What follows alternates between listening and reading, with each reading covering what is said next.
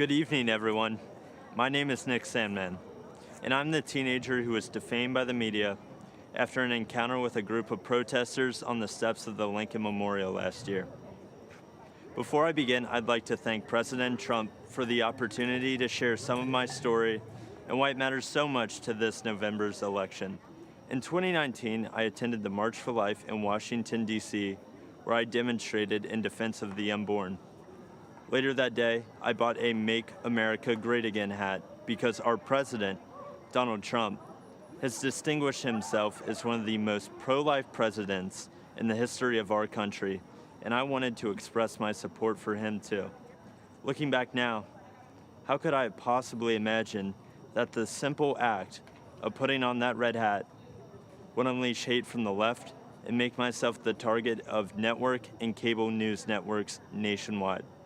Being from Kentucky, the birthplace of Abraham Lincoln, my classmates and I visited the Lincoln Memorial.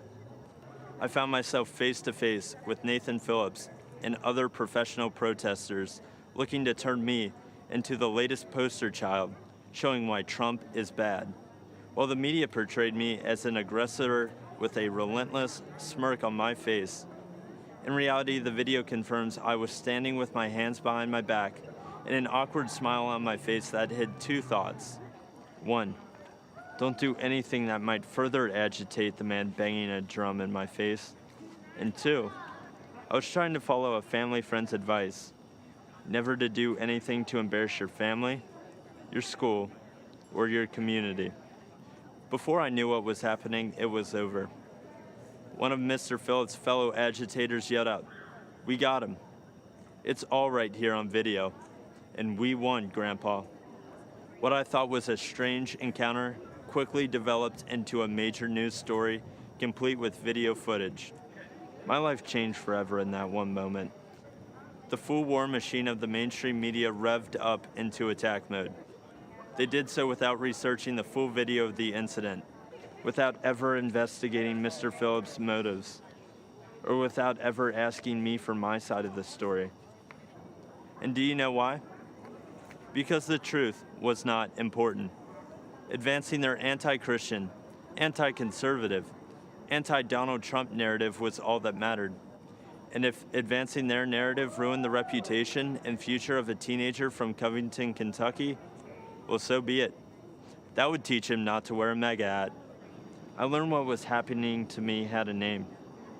It was called being canceled, as in annulled, as in revoked, as in made void. Canceled is what's happening to people around this country who refuse to be silenced by the far left. Many are being fired, humiliated, or even threatened. And often, the media is a willing participant. But I would not be canceled. I fought back hard to expose the media for what they did to me, and I won a personal victory. While much more must be done, I look forward to the day that the media returns to providing balanced, responsible, and accountable news coverage. I know President Trump hopes for that too.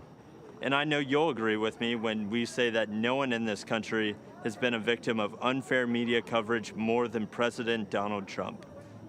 In November, I believe this country must unite around a president who calls the media out and refuses to allow them to create a narrative instead of reporting the facts.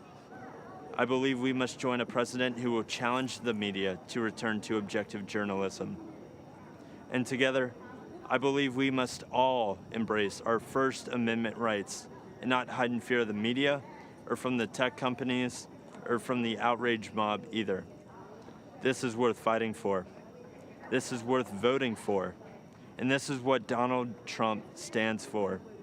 Thank you all for listening to me tonight. And one more thing. Let's make America great again.